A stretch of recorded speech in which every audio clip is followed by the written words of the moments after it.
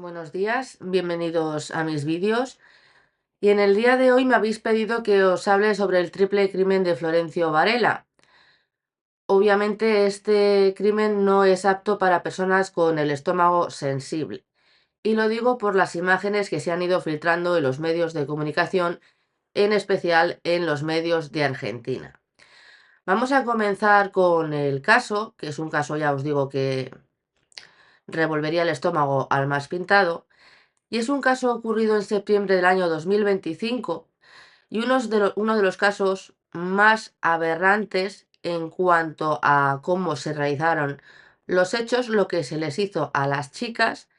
Y además este caso es muy llamativo porque involucra la desaparición, la tortura y la muerte, y una instrucción marcada por hipótesis vinculadas con el narcotráfico, con detenciones que no sabemos si son de gente implicada o son perejiles, con declaraciones cruzadas, con evidencias forenses aberrantes y con una fuerte repercusión mediática y social, y además con teorías alternativas, como siempre, en redes sociales.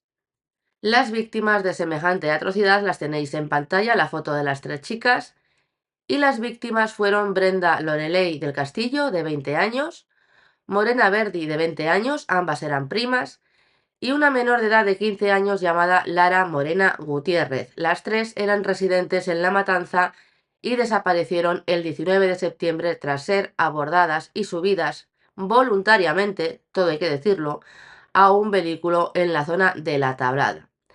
5 días después, sus cuerpos se encontraron en forma descuartizada en una vivienda de Villa Bateone, identificados gracias a la última señal del teléfono celular o móvil de una de ellas. Vamos a ir primero con lo que es la cronología para poder ir encauzando lo que es el caso. El día 19 de septiembre desaparecen estas tres chicas. El día 24 de septiembre se encuentran los cuerpos en Villa Bateone enterrados y descuartizados. Del 25 en adelante se realizan las autopsias que revelan torturas y luego veremos lo que dicen las autopsias.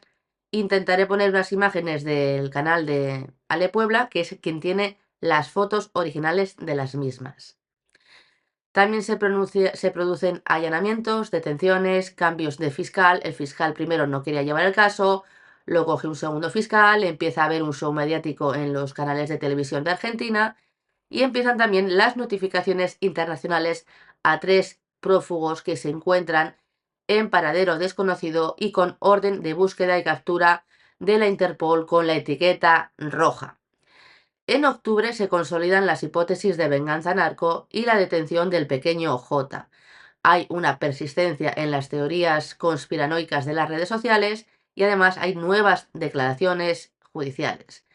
En este punto, la investigación continúa con detalles adicionales pendientes de confirmarse en la causa judicial y en la reconstrucción del entorno criminal y social del caso, porque se está investigando a las familias de las víctimas. Y tenéis que tener en consideración que en un primer momento las noticias que salían de estas tres chicas eran que eran chicas normales que trabajaban en trabajos normales y que llevaban una vida ordenada.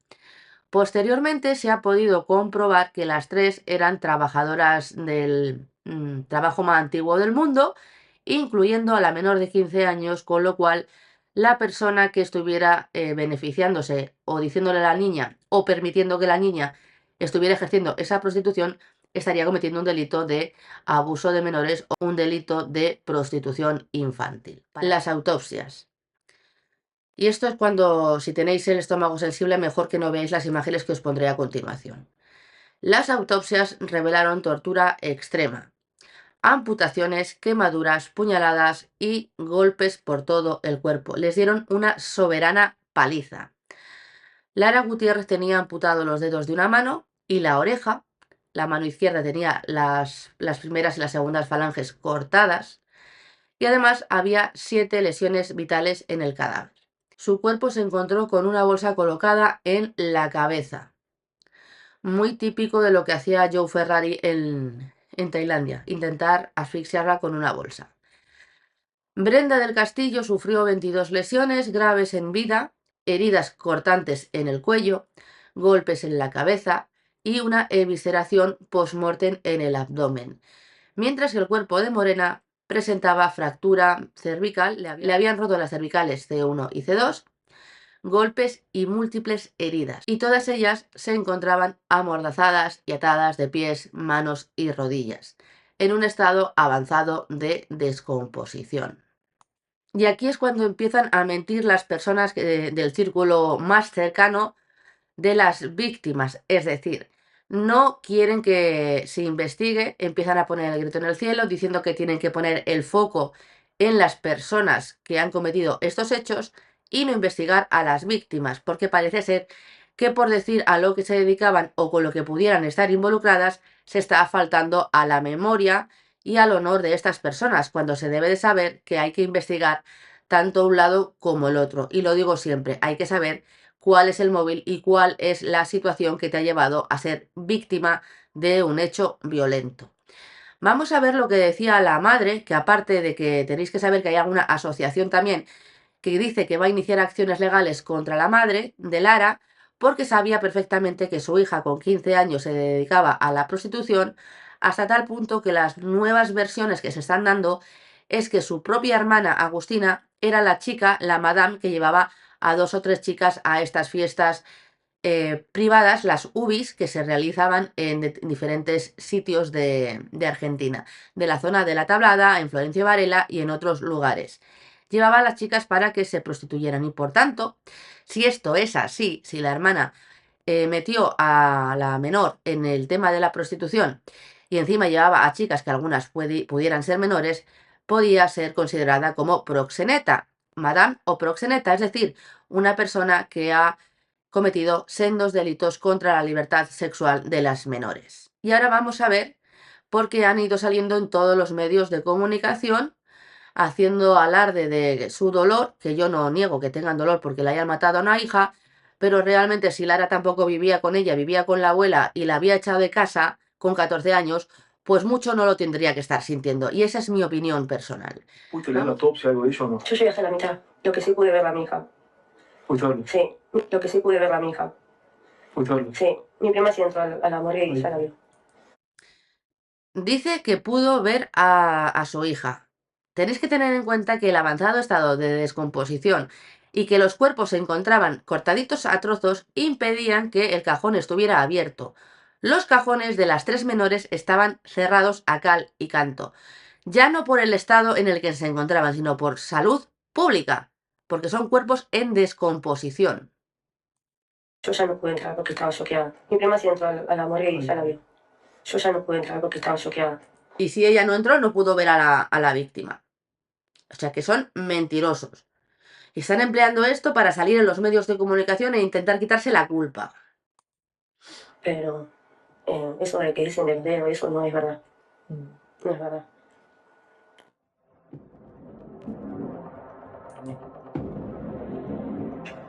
Las imágenes de la autopsia. Vos hablaste ese viernes a la noche, le escribís a ella, ¿no? ¿Y ella te responde o no? No, yo no le respondí, no le mandé mensaje. Porque ella me dijo así que se iba a la casa de la Tablada para la casa de las amigas. Supuestamente se iba como siempre ocurría. Y por ahí si ella no venía, se quedaba en la casa de su abuelo o en la casa de sus amigas. Yo eso de que dicen del dedo, eso no es verdad. Aquí les muestro claramente el anexo fotográfico de la autopsia. Tengo de los tres, ¿no? Pero en este caso de Morena y de Brenda no los voy a mostrar porque son mucho más fuertes y blureados. Se puede mostrar. Este es el oficio oficial, donde claramente se observa el estado del cuerpo de Lara, se observa la manito, cómo le dejaron el cuello. La verdad que son nada. Esta es la autopsia.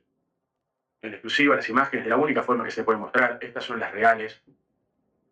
Se observa esas imágenes que se ven ahí en la mano, anexo fotográfico, autopsia de Gutiérrez Lara, homicidio agravado, también Morena Verdi y otras, homicidio del Departamento Judicial de La Matanza.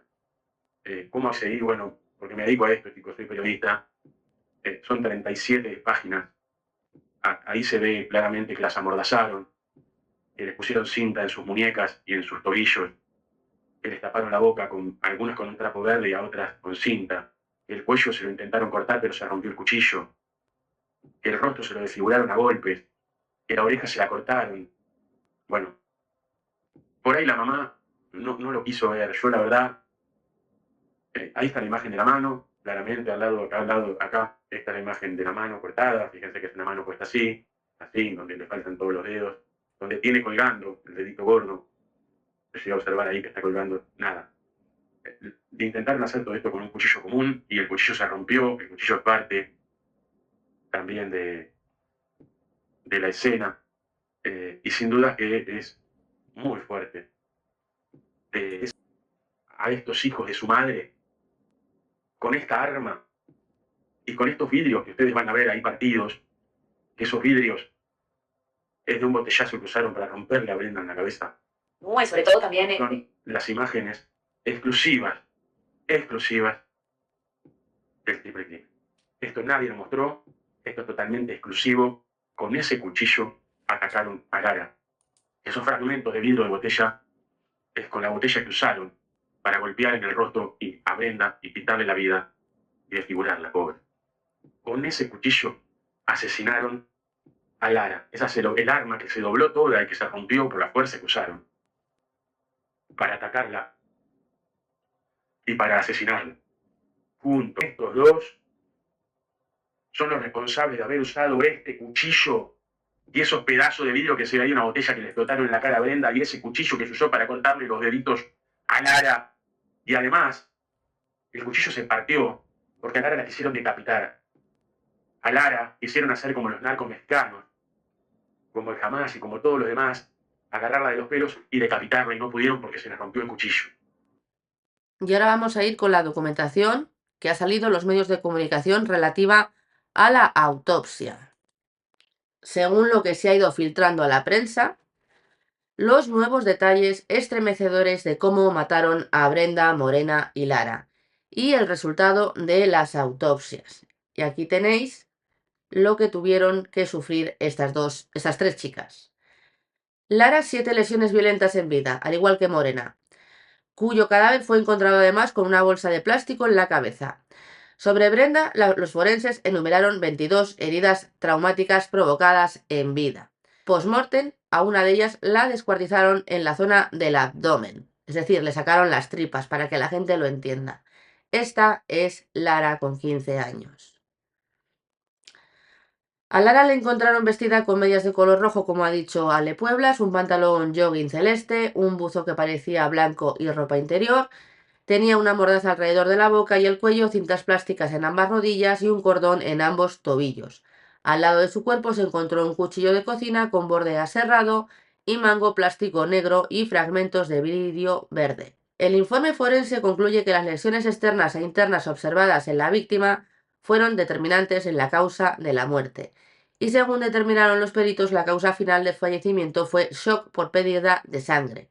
En detalle, Lara sufrió heridas cortantes y punzantes con elementos filosos y otro tipo contuso cortantes. Se generaron por la presión o el impacto de su cuerpo y cabeza sobre superficies duras. Es decir, le golpearon con todo lo que pillaron. Además tenía lesiones en la zona de la segunda falange, de todos los dedos de la mano izquierda y pérdida de las yemas de 4 de ellos, para que no la pudieran identificar. Le cortaron las huellas dactilares, no solamente los dedos. Esto significa que por acción de golpes fuertes, presión o contacto con un objeto contundente o filoso, o se desprendieron o arrancaron los extremos de los dedos, pero no de manera completa. Todas las lesiones detalladas muestran signos de haberse producido cuando la menor aún estaba viva, que tuvo que sufrir mucho esta chica. El corte más grave estuvo en el lado derecho del cuello y fue provocado por presión o impacto con un objeto duro y contundente, que le provocó una hemorragia aguda. Bueno, aquí detallan las heridas de Lara, una herida de tipo punzante en el centro del pecho, en el esternón, presentaba bordes irregulares y forma ahusada, bueno, aquí lo dice.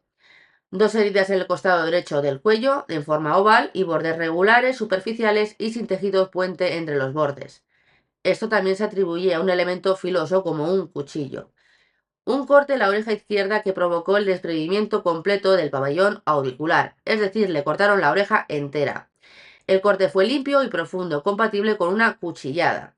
Herida extensa de bordes irregulares en el costado derecho del cuello. El corte fue profundo y largo, con daño en músculos, huesos y vasos sanguíneos.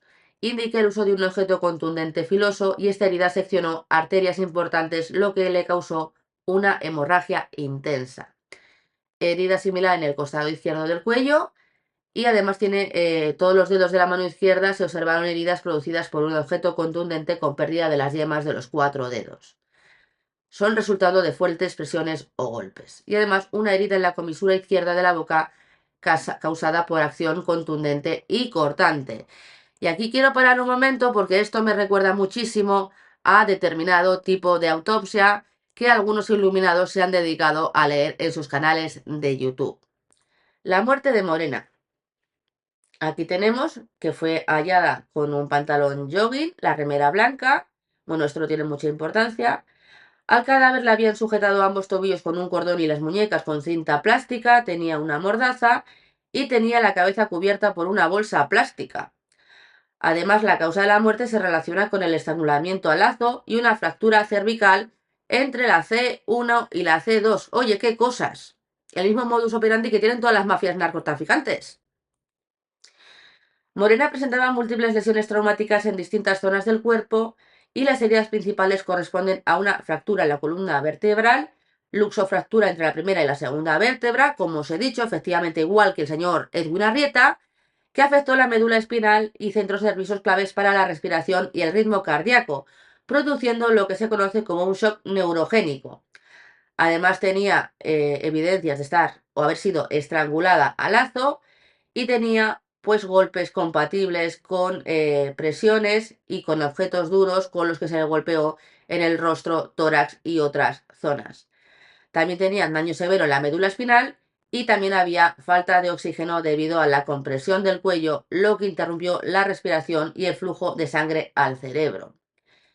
Aquí las lesiones fueron un surco horizontal, único y completo alrededor del cuello, hecho por presión de un lazo, varias heridas tipo raspadura y marca de uñas en la parte interna y delantera del muslo, hematoma grande en la zona alrededor del ojo derecho, que le pusieron en la cara como un Cristo, hematoma similar alrededor del ojo izquierdo, un hematoma irregular en la parte izquierda de la mandíbula inferior, un hematoma irregular en el centro del esternón, otro hematoma irregular en la parte baja del esternón, un hematoma en la oreja derecha y otro hematoma en la oreja izquierda, aparte de tener fractura en costillas y signos de congestión vascular en el tórax y órganos internos.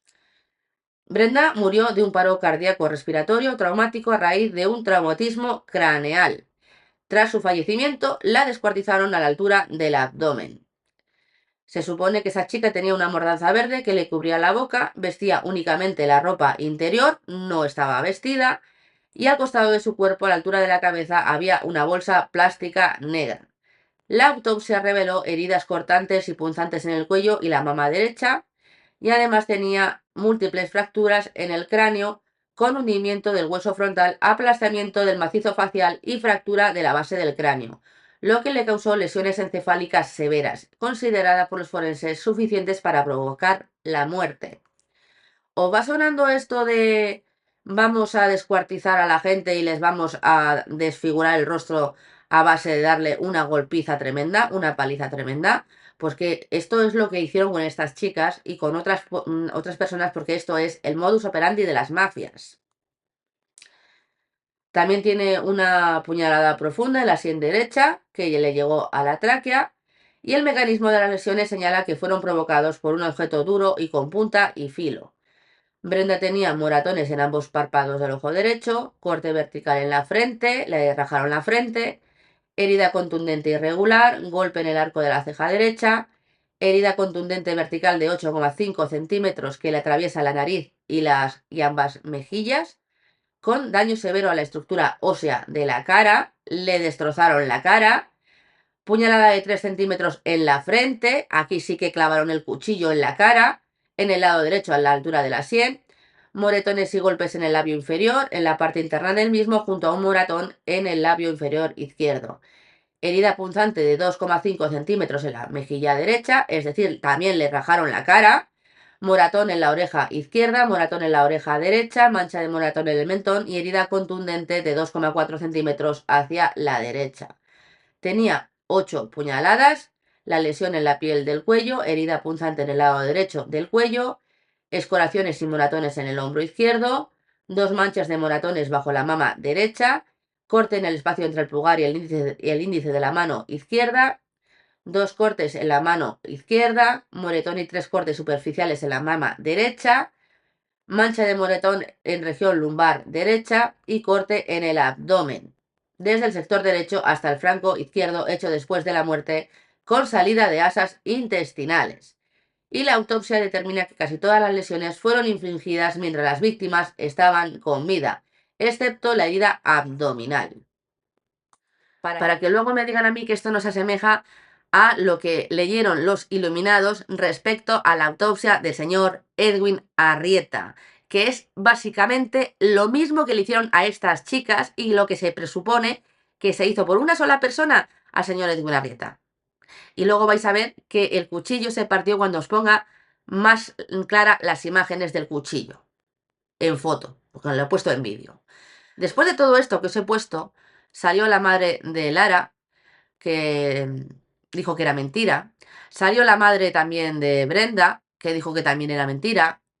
Y quiero que las oigáis para que luego se pueda decir si es verdad o no es verdad. Y ya habéis visto las imágenes un poco distorsionadas que ha puesto Ale Pueblas. Autopsias, esto me parece que lo vamos a llevar todo, pero no quiero adelantar, vamos a llevar todo una gran sorpresa. Las autopsias, todos sabemos, se difundieron imágenes o se difundieron, no estaban así como dice la chica, mutiladas y demás. Hay una de las mamás que vio los cuerpos de la chica y no estaban así. Ustedes hicieron, no estaban así. Ayer nos reunimos las tres mamás y Pablo le pregunta, tengo una pregunta, Beba, tengo una duda. Porque nosotros a veces no nos vemos, o sea, estamos en el mundo. Con Beba muchas veces no nos vemos, así o la invitamos, ahí cuando hacemos cortes. ¿Lara tenía los dedos cortados? No. ¿Y por qué dijeron tantas barbaridades? ¿Ustedes saben con lo que yo tuve que convivir? Porque publicaron esas cosas. O sea, están haciendo daño, o sea, psicológico, moral. Me destrozaron una hija y dicen, yo no sé, porque tampoco sé lo que tenía mi hija, que no puede reconocer el cuerpo. Claro, ustedes, digo, una parte oficial a ustedes. Hay cosas que nosotros no sabemos, o sea, Lara, después de la concesión abierta, y Morena y Brenda no. Y nosotros no sabíamos. Para el público, Lara se veló con cajón cerrado. Y es que se veló con cajón cerrado. Y en base a lo que han dicho directamente determinadas personas como la madre de Lara, ha habido alguien que ha pedido la exhumación de los cadáveres porque no los habían podido identificar dado el estado en el que se encontraban los mismos. Tenemos que a la noche, cuando fue privado, a Lara le abrieron el cajón, cuando no había ningún tipo de amigo. Y lo que están hablando y diciendo es una barbaridad de mentiras. ¿O algo crees que hubo alguna negligencia con el Esta es la madre de Lara. informe de las autopsias? Depende de cada uno cómo se maneja con su chica, ¿viste? Yo sí vi la autopsia de mi hija y la pude ver a mi hija. ¿Es verdad lo que dicen? No, es mentira, totalmente mentira. Las manos, la oreja. Mi hija estaba toda entera. La autopsia ya la acabáis de ver. Y la autopsia ha sido confirmada por el Ministerio de Seguridad de la provincia, cuyo titular también ha sido amenazado. Qué casualidad, oye, cuando hay narcotráfico hay amenazas por todos los lados. E incluso la madre de Brenda, o de Morena, la que ha salido en las imágenes, también ha sido amenazada por la señora que tenéis en pantalla.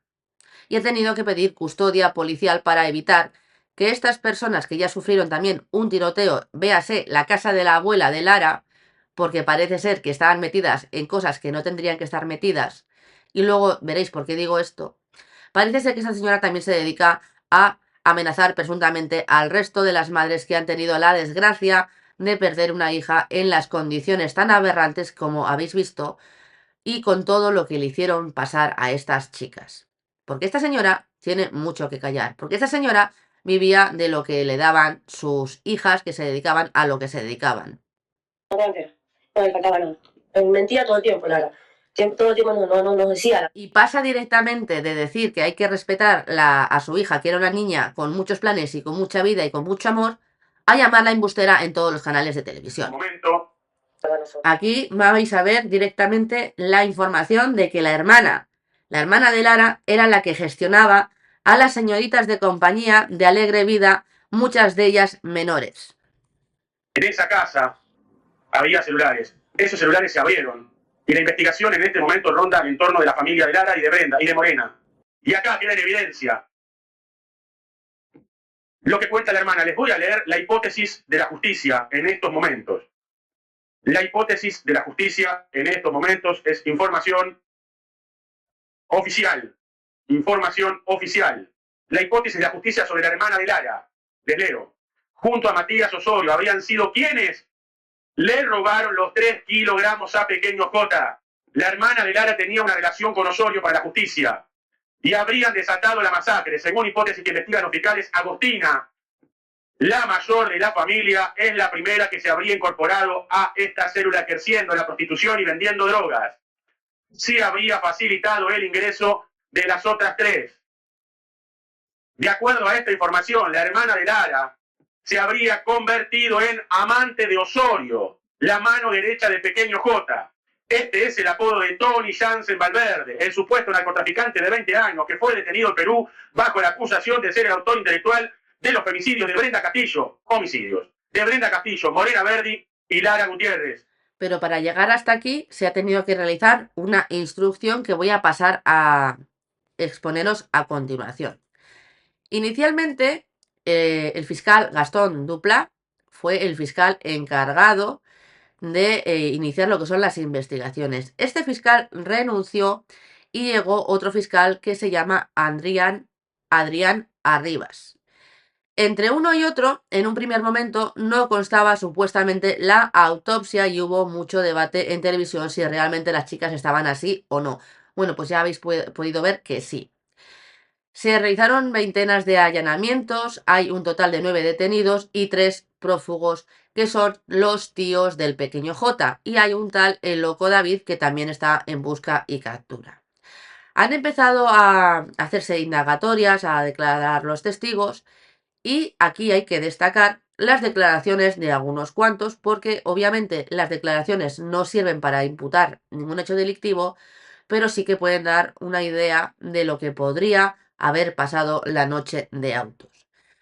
A ver, lo que sí que tenéis que tener en cuenta es lo que dijo Víctor Sotakuro, que es el tío de Florencia Ibáñez, que se supone que era una persona que conducía el coche y que solo había hecho gestiones de llevar pues a la persona que le pidió que lo llevara, como si fuera un Uber, y se había quedado allí esperando, cosa que ha quedado totalmente desmentido. También están los testimonios de Celeste González Guerrero, quien supuestamente rompió el silencio y dijo cosas que luego vamos a decir a continuación. Las declaraciones de todos los que han ido declarando, en primer lugar, ratifican la violencia del crimen y la participación directa de varios imputados en la tortura y asesinato. Más de 10 personas estuvieron en esa vivienda. También se confirman movimientos vehiculares y la presencia del pequeño J en la noche del hecho mediante registros de cámaras y testimonios judicializados. También se ha hecho un recorrido de todas las cámaras de la zona, de cuándo quedaron y que estas personas efectivamente tenían relación porque se les ha visto con anterioridad andando directamente por la calle y quedando en un sitio de comida rápida. La hipótesis oficial, como habéis visto, es una venganza interna de narcotráfico desencadenada por el supuesto robo de 5 kilos, en un principio se dijeron 3. El abogado de Sotakuro dice que fue el robo de 400 kilos de harina blanca y dinero, pero vamos, la cantidad no es importante porque realmente no se puede saber efectivamente cuánta cantidad de droga robaron. Lo que sí que tengo que decir que tiene que ser una cantidad elevada para someterlas a semejante barbarie y aplicar en ellas el código de castigo narco, sobre todo en la menor, en la de 15 años. El crimen, presuntamente ordenado por el pequeño J y retransmitido en un grupo privado en una red social de la Deep Web, frente a 45 cómplices y mandos criminales como mensaje de advertencia y disciplina interna. Es decir, si tú me robas, esto es lo que te va a pasar. Desde la Fiscalía se confirma que el móvil del caso está vinculado con la economía de las sustancias psicotrópicas, aunque no descartan motivaciones adicionales, como pueden ser motivaciones pasionales, que también se suele dar en el ámbito de lo que es el narcotráfico. Se sigue investigando y se supone que dice la Fiscalía que la cooperación policial, el análisis forense y los sistemas de videovigilancia van a resultar cruciales para sostener la acusación. Después de las declaraciones de que a su hija no le faltaba nada, la madre de Morena o de Brenda que no faltaba nada, que la habían velado con cajón cerrado y que se ha pedido la exhumación del cuerpo para saber si efectivamente estaban o no estaban cortadas a trozos, como dicen las autopsias, la padre de Morena manifestó en su declaración que Agostina, la hermana de Lara, y Lara durmieron con un pibe, supuestamente como hablan ellos allí, que tenía droga para repartirla. Se supone que esa mercancía la robaron aprovechando que Lara durmió al pibe y obviamente esa sustancia desapareció. Y además indica que no era la primera fiesta a la que presuntamente iban a ir las chicas engañadas, la de Florencio Varela, sino que estuvieron en una fiesta en Villa de Antenas antes de ir a Florencio Varela. Y en esa fiesta estaba el loco David, que parece ser que tiene conexiones con un tráfico de drogas, con un grupo de tráfico de drogas, y tiene una orden de búsqueda y captura. Y además vive en la zona 11114. El tema es que Lara le debió decir a su novio que había un cliente que tenía en una casa sustancias psicotrópicas y el novio, entre el novio y supuestamente lo que dice la madre de una de las víctimas y Lara, le robaron la droga. Y por eso el corte en los dedos es porque le robaron la droga. También dice esta mujer que está amenazada por la familia de Lara y dice que tiene miedo. Y aquí empiezan a salir grupos de narcotraficantes como los pulpos, los injertos que hay allí, que son los que supuestamente, a los que supuestamente pertenecen los tíos del pequeño J y J, los injertos del Nuevo Jerusalén, y luego también hay otro grupo mafioso en La Tablada. Así que tenemos a lo que es los pulpos, los injertos de Nueva Jerusalén y los Monobloc 19. Ahí en nada. De las declaraciones iniciales que se fueron realizando, han ido cambiando, han ido ampliando, han pedido volver a declarar y las últimas declaraciones, para ser breve y concisas, del señor Víctor Sotakuro, que es el presunto responsable de haber conducido un coche que no conducía él, supuestamente que conducía el novio de Florencia, que esto es un lío, que es un tal Alex peruano que también tiene pues antecedentes por narcotráfico, concretamente por un cargamento de 51 kilos de harina blanca, dice que estuvo en la villa esa noche, pero que no participó en las muertes, que vio al pequeño J discutir con Brenda y luego oí gritos. No quise mirar y me escondí en el baño, en vez de decir que participó en los hechos. Obviamente, la persona que declara puede mentir con todo descaro, y para eso están las pruebas objetivas y los elementos periféricos, como digo siempre. Florencia Ibáñez, que fue detenida al salir de unos platós de televisión de A24, dice ahora, porque antes decía que no tenían nada que ver y que había llevado a su tío, a Florencio Varela, para que pudiera recoger a una persona que había contratado sus servicios, estando ella de copiloto, su novio Alex, que antes no se llamaba Alex, se llamaba de otra forma, porque sí, porque lo dice ella y no sabía su nombre, no sabía su apellido, y ella estaba de copiloto y su tío estaba en la parte de atrás. Ahora dice que Jansen dio la orden por teléfono, han ido cambiando de versión. Nos dijo que deberíamos hacer lo que fuera necesario para recuperar las sustancias psicotrópicas y dar ejemplo. Y se lo está diciendo una persona que está declarando que le dio la orden de que matara a estas chicas, incluida ella, incluida Florencia. Dice que yo en cambio solo llevé bolsas, no toqué a ninguna de las chicas. Ha ido cambiando su versión. Porque obviamente el abogado de esta mujer también y de su tío también salió en los medios de comunicación y decía que no tenían nada que ver, que tenían todo agarrado, que es que habían tenido los tickets de ida y de vuelta y los peajes y que ella no había estado en el lugar del crimen y que había vuelto directamente sobre la 1 de la mañana a su lugar de procedencia desde Florencio Varela y que había peajes que ella había pagado con la tarjeta de crédito. Bueno, pues ahora la señora dice que ella estuvo allí pero que solo llevó bolsas, así que habrá que ver quién conducía el coche, quién se llevó ese coche y si la coartada que estaban diciendo en un inicio es real o no.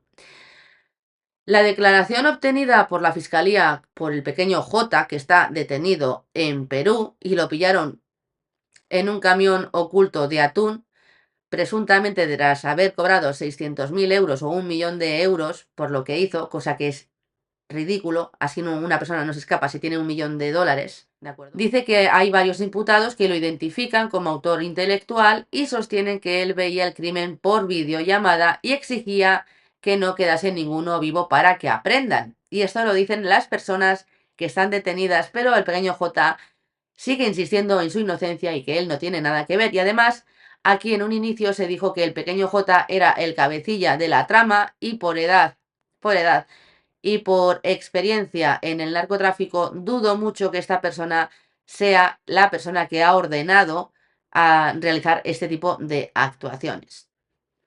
Luego tenemos a Celeste González, que se supone que es una testigo presencial, es la persona que había alquilado la casa, la que estaba allí residiendo, y que ahora parece ser que tiene el rol de colaboradora protegida, es decir, de imputado arrepentido. Y dice que vi cómo amarraban a una de ellas que pidió agua y la agredieron aún más fuerte. Había al menos 5 personas y todas recibían instrucciones desde un grupo indeterminado de la Deep Web por el que supuestamente se estaba emitiendo en directo por videollamada. Y aquí primero se dijo por Instagram, luego se dijo por WhatsApp y resulta que era una aplicación tipo WhatsApp pero de la Deep Web. Dice que se fue antes de que terminaran con las 3 porque no lo soportó. También ha ido cambiando de versión. Hay vecinos que son testigos indirectos que reportaron ruidos extraños y una camioneta negra entrando y saliendo del domicilio varias veces entre la madrugada y la mañana. En principio había 3 coches, la Tracker, la furgoneta blanca y otra más, pero parece ser que según lo que dice el Ministerio Fiscal, puede haber incluso un 4.º vehículo involucrado y lo van a poder comprobar con las grabaciones de seguridad de las cámaras que hay en la zona. Se aportaron las imágenes de las cámaras que han sido utilizadas como prueba en la instrucción policial y se están analizando todas las cámaras de la zona. También hay una testigo que es una menor con reserva de identidad porque es menor, a la que vamos a llamar Priscila, como la llaman en los medios de comunicación, que confirmó la versión sobre la transmisión en vivo e indicó que había varios miembros del grupo que eran extranjeros y que estaban reclutados por la organización del pequeño J. La organización del pequeño J no es el jefe de la organización, lo vuelvo a repetir. Van a ir a por la escala más pequeña, a por el escalafón más pequeño y no van a tirar para la parte de arriba. La Fiscalía registró la coincidencia de relatos entre imputados y testigos y apuntó especialmente a una estructura organizada y a la premeditación del hecho, destacando la existencia de coacciones y amenazas para mantener en silencio a los presentes y garantizar la ejecución de las órdenes. Esto no está hecho por el pequeño J, esto está hecho por alguien de la organización con más peso, con el jefe concretamente de la organización, con el cabeza de la pirámide. Y se van a comer los marrones los soldaditos, los que están abajo o algunos que sean lugartenientes de la organización. Pero quien ha ordenado esta aberración no va a ser juzgado porque muchas veces estas organizaciones tienen entre sus filas gente que pertenecen a las fuerzas de seguridad, tienen también comprados a jueces, a fiscales y todo esto en un contubernio que realmente debería de poder evitarse y erradicarse. Pero estas organizaciones tienen sus tentáculos en la administración pública y por eso muchas veces son intocables.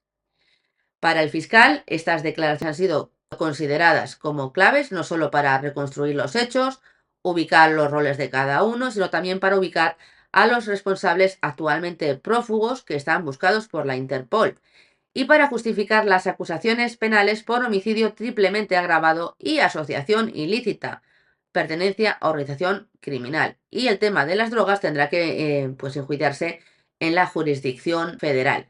De todas las declaraciones hay que destacar que hay muchas inconsistencias relevantes entre las declaraciones de los imputados, los testigos y todo lo que obra en la causa, especialmente en elementos nucleares de la causa y en detalles secundarios que afectan a la credibilidad y reconstrucción judicial de los hechos.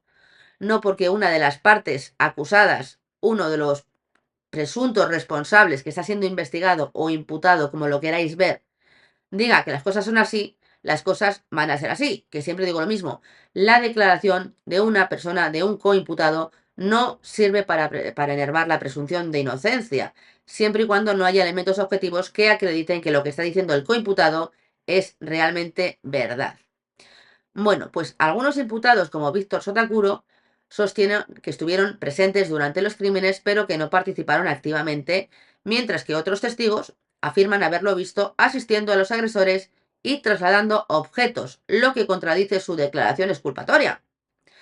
Florencia Ibáñez también declaró que solo llevó bolsas y nunca tocó a ninguna víctima, pero su rastro genético aparece en las ataduras de las víctimas. Oye, ¿qué cosas? Las tuvo que tocar. Y además también hay testigos que mencionan que esta señora estuvo repartiendo herramientas durante la agresión. Aquí van a ser clave los teléfonos. Lo que pasa que los impactos de antena no creo que puedan ser tan sumamente precisos dependiendo de la tecnología que tengan allí para decir que esta señora estuvo dentro de la vivienda o directamente cerca en el kiosco tomando cerveza, como ella manifestó en los medios de comunicación y en un inicio. Hay inconsistencias también sobre la autoría intelectual y las órdenes dadas, porque los imputados refieren que es el pequeño J quien dio las órdenes y las dio por videollamada.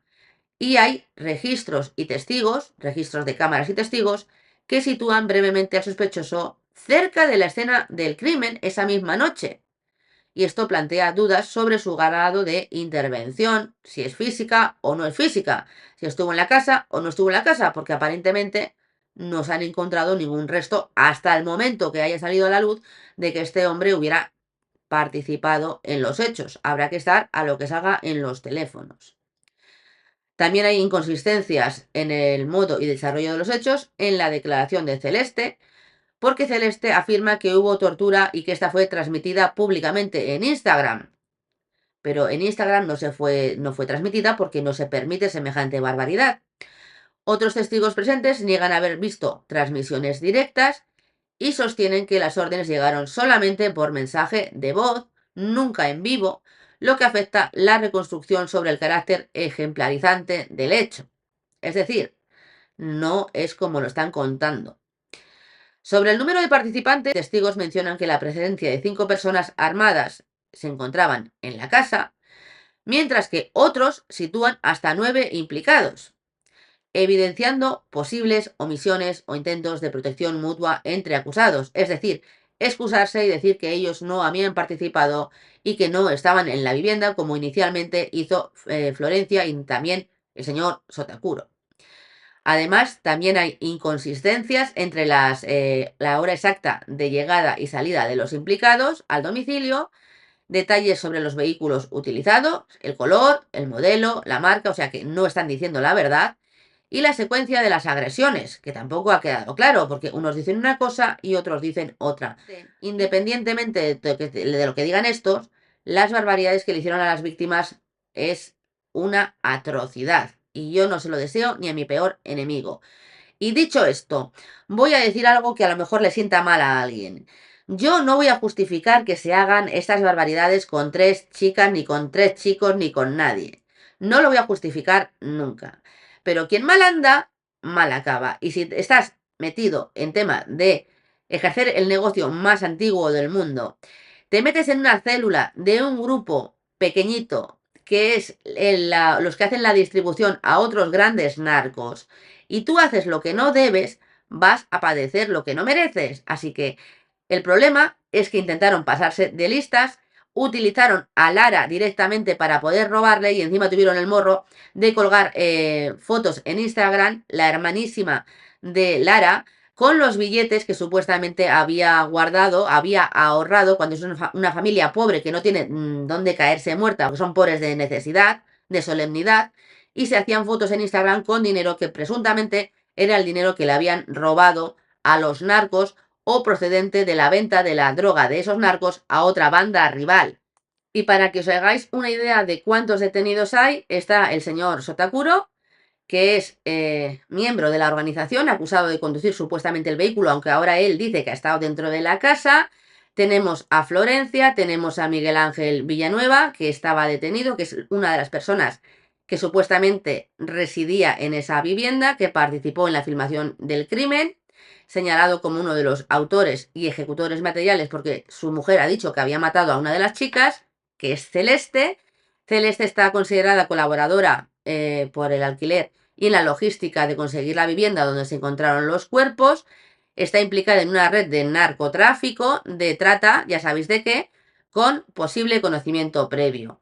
Luego tenemos a Ariel Jeremías, que también está detenido, acusado de cavar el pozo donde fueron enterradas los cuerpos y detenido en la matanza.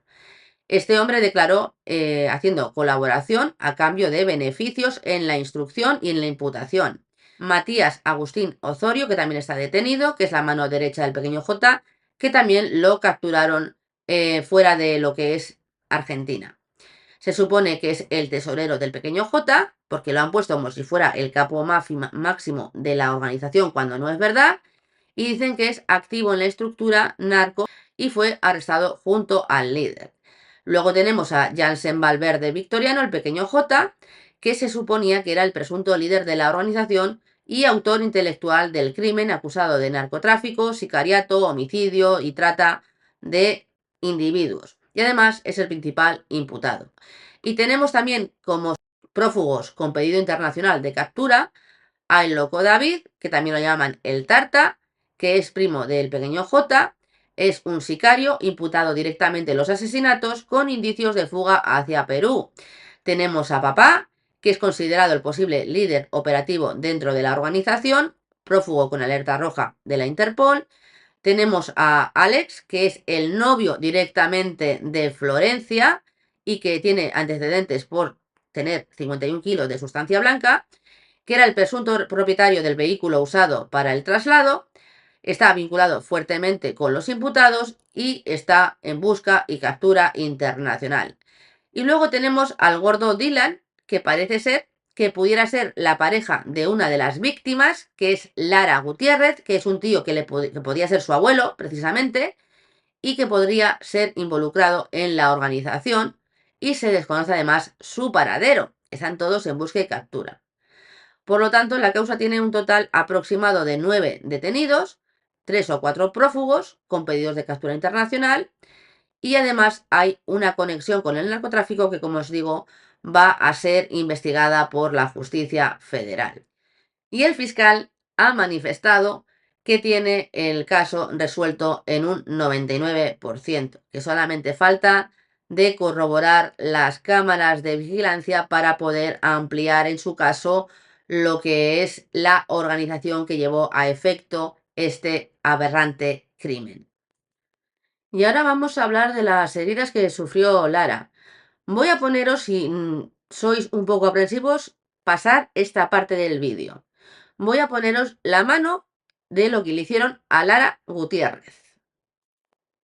Aquí tenéis la mano de Lara Gutiérrez. Y esto lo sacó Alex Pueblas. Por lo que efectivamente se trata de una venganza narco. Y además también se ve cómo estaba el estado de los cuerpos. La forma de torturar a Lara implica que hay narcotráfico metido, efectivamente. La brutal agresión y tortura sufrida por la menor de 15 años, que como habéis visto sí que le faltaban los deditos, por mucho que la madre diga que no e intente echar balones fuera de que su hija era una santa y obviamente no había roto un plato en su vida, pues tenéis que tener en cuenta que la amputación de sus 5 dedos y la oreja antes de morir es representativa de los mecanismos de disciplinamiento y castigo ejemplar utilizados por las organizaciones narcocriminales en Argentina y Latinoamérica, especialmente cuando existen sospechas de traición interna, como el supuesto robo de droga por parte de allegados a las víctimas. Es decir, no hace falta que hubiera sido Lara, puede ser que hubiera sido la hermana. Podría ser. El mensaje disciplinador y ejemplarizante es la forma metódica y pública de transmitir todo lo que se está haciendo por la videollamada que estaban haciendo y revela que el crimen de Lara, de Morena y de Brenda fue un acto de control interno y advertencia dirigido tanto a miembros de la organización como a potenciales rivales. Es decir, si pertenecen a los injertos de Nueva Jerusalén, también es una advertencia para los que estén allí directamente en la zona distribuyendo el Bloc 19, los pulpos y cualquier otro sector, otra célula de cualquier organización criminal latinoamericana. Y el objetivo lo han conseguido, porque el objetivo es generar terror, marcar límites, el territorio y reafirmar la autoridad del jefe narco de esa organización. En este caso, ha quedado como líder de la organización el señor Pequeño J. Y yo vuelvo a decir que el Pequeño J no es el líder de la organización, es un peón de la base más baja de la organización. El mecanismo de represión narco consistente en el corte de los dedos y de la oreja, lesiones que están infligidas en vida de la persona para hacerle sufrir lo máximo posible, tienen la connotación simbólica de humillación y castigo usados en los ajustes de cuentas narco. Por eso a mí me llamó mucho la atención que el señor Ezunarrieta tuviera las yemas de los dedos cortadas, tuviera la cara rajada y tuviera la cara totalmente desfigurada y un cuchillo clavado en el ojo, según lo que había leído el señor Trium en la presunta autopsia, ¿de acuerdo? También que haya una tortura prolongada y los daños mutilantes refuerzan tanto el relato de la venganza y aleccionamiento por el robo de la droga. Es decir, aquí no me roba ni Dios y vamos a hacer que la gente me respete. Y esto fue lo que supuestamente hicieron con Lara. También es un ritual de crueldad deliberada el modo de torturar a estas personas, estas chiquillas, con amputaciones, amenazas, degradaciones, corresponden a patrones de violencia utilizados para purificar o eliminar traidores en la jerga narco, diferenciándose de homicidios comunes por la exhibición del sufrimiento y el carácter secuencial de los hechos que están haciendo con esas víctimas, que en el momento hicieron sufrir lo que no sabe nadie. Bueno, pues el homicidio y la tortura de Lara, como os he dicho, está íntimamente e inseparablemente fijado y anclado en el entorno narco de las bandas peruanas asentadas en Buenos Aires, donde la violencia extrema busca considerar el liderazgo criminal y castigar a aquellos que consideran una amenaza interna. A mí no me vacila ni Cristo, es lo que viene a decir el asunto, lo que viene a decir el mensaje. Bueno, pues esto se tiene que investigar porque se sabe que es un crimen narco y que es un crimen de lo que se llama disciplina narco. E incorpora elementos como la trata de seres humanos y control territorial, aspectos en los que la tortura pública cumple una función estratégica y no solamente se ha hecho por hacer daño, sino como castigo a las chicas, a la chica concretamente que le ha robado la droga o al familiar de la chica que le ha robado la droga y a las otras que estaban en el lugar menos indicado en el momento menos indicado. Voy a poneros una foto para que veáis, lo voy a poner en grande. Aquí tenéis el cuchillo, obviamente por motivos obvios no lo puedo poner más en grande, pero tenéis que tener en cuenta que con este cuchillo, con este pedazo de hoja, intentaron decapitar a la menor, a Lara, y él mismo se partió. Oye, qué cosas, ¿verdad? Para que luego digan que se puede descuartizar con los elementos propios de cocina o con una sierra de marquetería. Que la gente empieza a pensar con la cabeza, por el amor de Dios. Y hasta aquí el vídeo de hoy. Espero que hayáis visto que no hay que andar con malas compañías, que los narcos no se casan con nadie, que verdaderamente este ajuste de cuentas por un tema de robo, da igual que sean 3, que sean 300, es indiferente. A un narco no se le roba y a un narco no se le vacila y no te metes en una organización de estas características y no sigues las directrices del líder, pues obviamente vas a tener problemas y vas a poder acabar como estas chicas, porque se metieron donde no debían, porque ahora parece ser que están justificando que como los padres no les pueden dar lo que ellas necesitan, se terminan metiendo en estas situaciones. Y yo vuelvo a repetir lo mismo. Hay mucha gente que ha estado en ámbitos que son delincuenciales por ende, o que ha pertenecido a familias muy desestructuradas, y estas personas, con ayuda directamente de algún profesor o con gente que les ha dado buenos consejos, o ellos mismos porque han visto que no es el mundo que ellos quieren ver, han conseguido salir, hacerse una vida normal y ser gente que está integrada en la sociedad. Y son gente que aporta a la sociedad y no pertenece al mundo delincuencial. Así que no se justifica de ninguna de las maneras, lo vuelvo a repetir, la burrada que hicieron, pero estas chicas se pusieron en situación de riesgo al cometer un hecho delictivo consistente en robarle a un narco lo que no debían y han pagado el pato de la osadía de poder robar a una organización narco. Y hasta aquí el vídeo de hoy, espero que os haya gustado, que me dejéis un bonito comentario e iremos siguiendo el caso, pero básicamente aquí hay muchísima gente que pudieran ser incluso perejiles, yo sigo diciendo lo mismo, salvo que las pruebas demuestren lo contrario conforme se vaya abriendo lo que es la información y vaya saliendo en los medios de comunicación, pero que no es el líder de la organización, el pequeño J, también. Y que los tíos del pequeño J también han salido para decir que ellos no tienen nada que ver. Hay un vídeo de uno de los tíos del pequeño J, del señor Valverde, desvinculándose de estos hechos. Y posiblemente puede ser incluso que se esté intentando echar el marrón hacia uno de los grupos que están en la zona para quitarse competencia, porque a veces entre grupos narcos también se hacen estas cosas. Véase el tema de Viking y DJ Regio, que había un cartelito que decía que había sido la familia michoacana y resulta que no había sido la familia michoacana, que podían haber sido la Unión Tepito y que la familia michoacana en principio no tendría nada que ver. Así que no... mientras no digan nada las pruebas objetivas que se puedan cotejar tanto por la fiscalía como por la parte de la defensa y la acusación, la querella, las familias, que además está el señor Burlando también metido en el ajo, como no, todo lo que es mediático, acaba este señor metido en el ajo, no porque quiera ayudar, sino porque eso le da fama, hasta que no se sepa realmente todo el análisis de pruebas y se evalúe toda la prueba, no se puede decir que esto sea, pues, una organización criminal cuya cabeza más alta dentro de la organización es el pequeño J y no sea pues que alguna otra organización de la zona del 1, 11, 14 quiere quitarse a un rival haciendo semejante barbaridad y diciendo que han sido el pequeño J y compañía. Y hasta aquí el vídeo de hoy, espero que os guste, que me dejéis un bonito like, un bonito comentario y nos vemos en próximos vídeos.